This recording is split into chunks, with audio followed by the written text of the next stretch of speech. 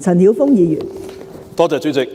就15規劃嘅討論呢，我想喺原有嘅基礎上面補充一個必須放喺香港定製中長期發展願景同埋落實國家發展規劃嘅核心議題，就係法治嘅建設，尤其係司法嘅效率同埋法院嘅現代化。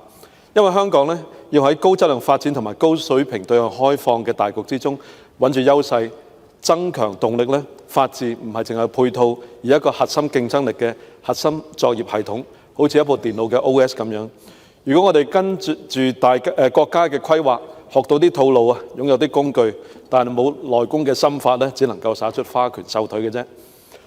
喺國際公信力有國際公信力嘅國際律師協會咧，近期發布咗法律專業同埋社會經濟影響嘅報告，指出咧法治指數每升0.01點咧，就等同於當地嘅生產總值咧，應該可以提升到0.82%嘅。儘管咧律師淨係佔全世界人口嘅0.25%，其實咧佢係佔全球 GDP 嘅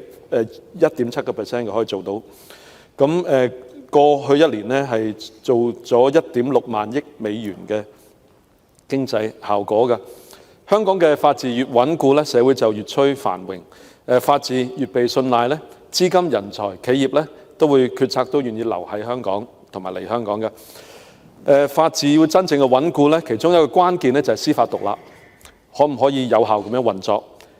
我哋啱啱過咗法律週嘅開幕啦，大家都有參與。香港嘅司法獨立啦，做得非常好。即使喺外國嘅政客惡意抹黑同埋制裁嘅恐嚇下啦，法官係繼續無畏無懼捍衛公義。司法獨立咧，唔單止可以保護到市民嘅基本權益，亦都係商業社會最重視嘅制度保障。尤其喺國際商貿同埋跨境嘅投資之中咧，當事人選擇一個地方去做生意、去做爭議解決地咧，唔係淨係睇嗰度嘅稅制啊。其實佢都會睇當地嘅調解啊、仲裁啊、審裁啊、司法機構係咪高質素，係咪做到司法獨立，可唔可以及時有效咁樣處理相關嘅案件㗎？香港之所以成為國際追崇嘅爭議解決中心咧，除咗一國兩制同埋國家唯一行使普通法嘅呢啲特質咧，關鍵在於我哋有專業、獨立、可預期同埋有自然同埋公義嘅訂定信心。呢啲優勢咧，必須堅守同埋繼續提升，因為咧法治不進則退。另一方面，我哋需要加強人才培養同埋專業培訓，以確保香港法治長遠穩健發展。而要做到國家主席所提到嘅，我哋要提升香港作為一個國際法律爭議解決嘅樞紐。特區咧係需要培養更多嘅本地爭議解決嘅人才，同埋引入更多嘅國際法律界嘅機構落戶香港嘅。主席啊，我喺度咧想提出一個具體嘅更符合未來15高質量發展精神嘅方向。我哋可以借鏡內地佢用嘅法律科技系統，例如數字法院、智慧法院同埋掌上辦嘅方法去處理個案㗎。香港咧已經有呢個電子法院啦，採用緊 ICMS 綜合法院案件管理系統，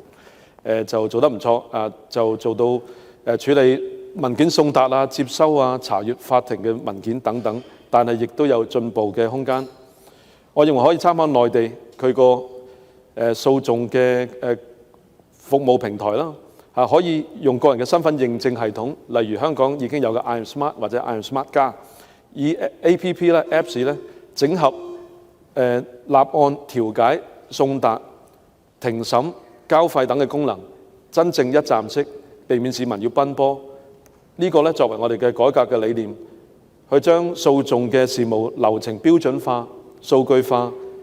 令到系統可以自動化去處理啊，減少人手同埋時間嘅成本，同埋推動線上立案、隨時辦案，令到當事人咧無論身處何方咧，攞出一個手機、電腦啦，都可以處理申請、申索、補充資料、接受通知，提升整體嘅